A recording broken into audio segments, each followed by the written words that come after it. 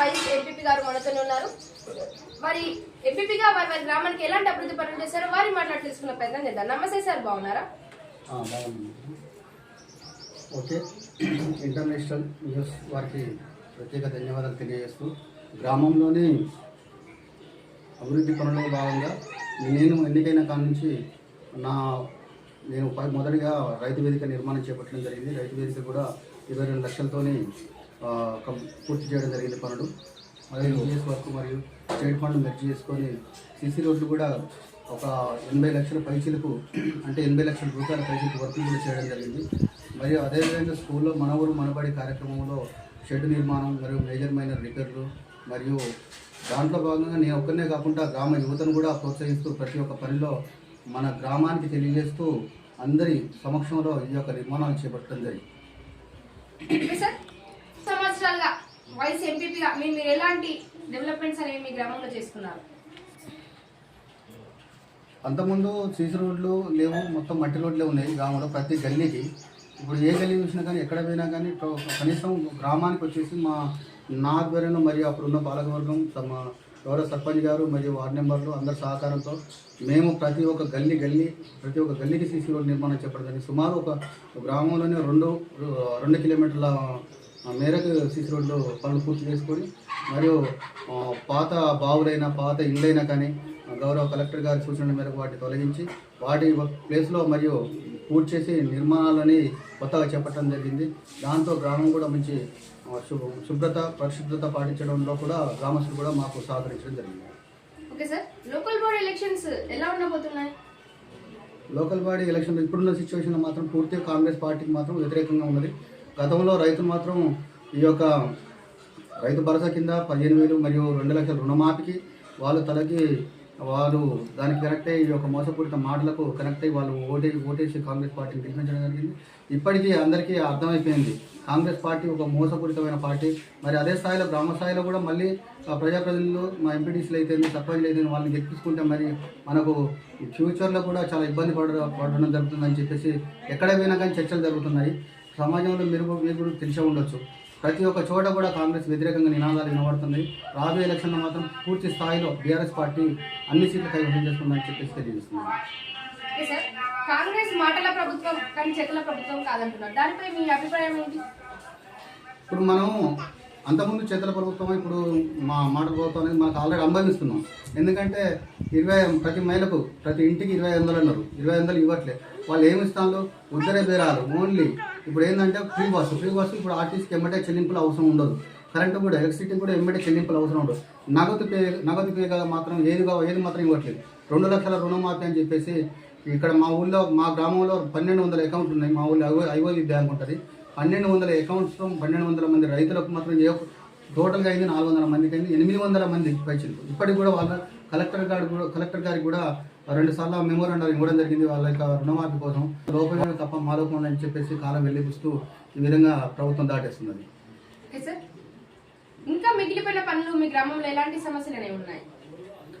మా గ్రామంలో ఒకటి మా పాలక వర్గం మా గౌరవ సర్పంచ్ గారు మరియు వార్డు మెంబర్లు మా ఆధ్వర్యంలో మిగిలిపోయిన ఒక పని ఏంటంటే గ్రామ పంచాయతీ నిర్మాణం. మాకు అది లాస్ట్ చివరి దశలో ఫండింగ్ రావడం జరిగింది. దాంట్లో భాగంగా ఇప్పుడు నెక్స్ట్ ఎవరిచ్చినా కానీ సర్పంచ్ కావచ్చు, ఎంపీడీసీ కావచ్చు, ఎవరు నిర్మాణం చేసినా కానీ వారికి పూర్తి సహకారం చేస్తూ ఒక గ్రామ పంచాయతీ మాత్రం ఒక విశాలమైన ప్రాంతంలో నిర్మించుకోవాలని చెప్పేసి గ్రామస్తులు పార్టీలో ఖచ్చితంగా కూడా చర్చించుకోవడం జరిగింది. ఆ యొక్క నిర్మాణం పూర్తి చేసుకుంటే గ్రామం కూడా చాలా సుందరీకరంగా ఉంటుందని చెప్పేసి అనుకుంటున్నాను. మీ పాలకవర్గం గురించి మీరేం చెప్పాలనుకుంటున్నారు?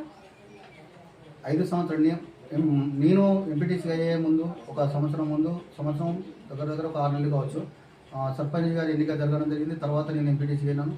తర్వాత కోఆర్డినేషన్లో భాగంగా బీఆర్ఎస్ పార్టీ ప్రజాప్రతినిధులు ఉన్నారు. అందరు సమన్వయంతో ప్రతి ఒక్క పని చేసుకొని మంచి స్నేహభావంతో గ్రామంలో ప్రతి ఒక్క అభివృద్ధి పని కూడా అందులో భాగస్వామ్యమైన రైతు వేదిక కావచ్చు, మరి డంపింగ్ యార్డు, అదేవిధంగా క్రిమిటోరియం, ఇలా అవెన్యూ ప్లాంటేషన్, మరి నర్సరీ, క్రీడా ప్రాంగణం, తదితర ఇంకా అభివృద్ధి పనుల్లో ప్రతి ఒక్క దాంట్లో భాగస్వాములైన ఎక్కడైనా కానీ 24 గంటలు గ్రామానికి ఒక సేవకుడిలాగా సర్పంచ్ గారు, మా గౌరవ రాజిరెడ్డి గారు, సోమయ్య గారు పెద్దలు వాళ్ళ సూచనల మేరకు గ్రామంలో అభివృద్ధి చేస్తూ సహకారంతో చాలా డెవలప్ చేస్తున్నాం. ఇప్పుడైనా కానీ మీరు వస్తుంటే కనబడచ్చు, గ్రామంలో ఎక్కడ కూడా చెత్త అంటే పెంట కుప్పలు అంటారు ఇక్కడ ఊళ్ళలో, పెంటలు కానీ బొందలు కానీ ఏముండే పూర్తి స్థాయిలో ఇక్కడ మొత్తం అది ఎక్కడ కూడా ఈ తవ్వకాలు అంటే వాటర్ ఎక్కడ స్టోరేజ్ కూడా మీకు అవ్వబడదు. ప్రతి ఇంటికి నీట్గా ఉంటుంది ఇక్కడ. బీజేపీ మరి కాంగ్రెస్ పై మీ కామెంట్ ఏంటి సార్? కాంగ్రెస్ పార్టీ వచ్చేసి మాకు ఈ మా గ్రామానికి నర్సంపేట నియోజకవర్గం మాది. ఈ నర్సంపేట నియోజకవర్గంలో మాకు ఎమ్మెల్యే గౌరవ శ్రీ దొంతి మాధవరెడ్డి గారు వాళ్ళు గెలిచినప్పటి నుంచి కూడా ఏ ఒక్క రోజు కూడా గ్రామంకి వచ్చేసి ఏ ఒక్క పని అభివృద్ధి పని శంకుస్థాపన చేసిన దాఖలాలు లేవు. మరియు అదేవిధంగా గ్రామస్తుల మంచి చెడు చూసుకోవాల్సిన బాధ్యత శాసనసభ్యుగా అతని పైన ఉన్నది. అయినప్పటికీ రుణమాఫీ కోసం ఎంత తిప్పలు పడ్డా కానీ ఏ ఒక్క రోజు కూడా అతను వచ్చేసి మరి రైతులకు తమ వంతు మాటగా నేను చేస్తానని చెప్పేసి దాని మీద ఎప్పుడు కూడా పోరాటం చేయలేదు. అదేవిధంగా ఇక్కడ మా మాధవరెడ్డి గారికి మరియు ముఖ్యమంత్రి గారికి కమ్యూనికేషన్ లేక నెక్కొండ మండలం, నేను వైఎస్ఎంపీని నెక్కొండ మండలం వైఎస్ఎంపీని కాబట్టి మండలం ప్రస్తావన కూడా చెప్తున్నాను. నెక్కొండ మున్సిపాలిటీ కావాలి, కానీ ఈ యొక్క మా ఎమ్మెల్యే గారికి ముఖ్యమంత్రి గారికి కమ్యూనికేషన్ లేక మున్సిపాలిటీ కూడా అది రద్దు చేయడం జరిగింది. అదేవిధంగా అప్పుడు దాంతోపాటు కిసానం మున్సిపాలిటీ అవుతున్నది, కానీ ఇది మాత్రం జీవో బంద్ అయిపోయింది. ఈ యొక్క కమ్యూనికేషన్ లేక ఎమ్మెల్యే గారు మాత్రం పూర్తి స్థాయిలో విఫలం. ఇక్కడ మొత్తం 179 గ్రామ పంచాయతీలు నర్సంపేట నియోజకవర్గంలో నియోజకవర్గంలో మాత్రం ఓన్లీ పెళ్లిళ్ళు పేరెంటాలకు తిరగడం తప్ప ఆపై సంపద అంటే నియోజకవర్గ. మీ గ్రామంలో ఉన్న యువతకు మీరు ఏం చెప్పాలనుకుంటున్నారు? మా గ్రామంలో యువత దాదాపు ఒక 400-500 మంది యువత ఉంటారు.